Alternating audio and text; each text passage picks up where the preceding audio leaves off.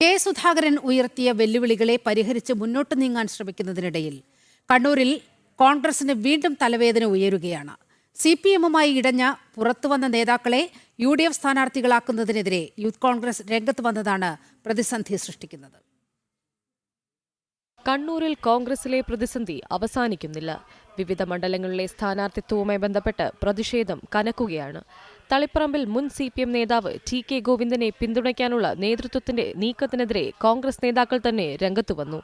KPCC അംഗം കൊയ്യം ജനാർദ്ദനൻ സ്ഥാനാർത്ഥിയാകാൻ തീരുമാനിച്ചു കഴിഞ്ഞു. യൂത്ത് കോൺഗ്രസ് ജില്ലാ പ്രസിഡന്റ് വിജിൽ മോഹൻ മത്സരിക്കാൻ ഒരുങ്ങുന്നുവെന്നാണ് സൂചന. കല്യാശ്ശേരിയിൽ ഏകപക്ഷീയമായി സ്ഥാനാർത്ഥിത്വം പ്രഖ്യാപിച്ചതിനെതിരെയും പ്രതിഷേധം ശക്തമാണ്. കല്യാശ്ശേരിയിൽ DCC ജനറൽ സെക്രട്ടറിയായിരുന്ന രജിത് നാറാത്തിന്റെ പേരായിരുന്നു മുൻപന്തിയിൽ ഉണ്ടായിരുന്നത്. എന്നാൽ അവസാന നിമിഷം രാജീവൻ കപ്പച്ചേരിയായി സ്ഥാനാർത്ഥി. ഇതിനു പിന്നാലെ പെട്ടിതൂക്കി സ്ഥാനാർത്ഥിത്വം നേടാൻ തനിക്ക് താൽപ്പര്യമില്ല എന്നായിരുന്നു രജിത് നാറാത്ത് സമൂഹമാധ്യമങ്ങളിലൂടെ പരസ്യപ്രതികരണം നടത്തിയത്. മുൻകാലങ്ങളിലേതുപോലെ ഇത്തവണയും കോൺഗ്രസിൽ പ്രതിസന്ധികൾ അവസാനിക്കുന്നില്ല എന്ന് തന്നെയാണ് പുറത്തുവരുന്ന വിവരങ്ങൾ വ്യക്തമാക്കുന്നത്. ജനം, കണ്ണൂർ.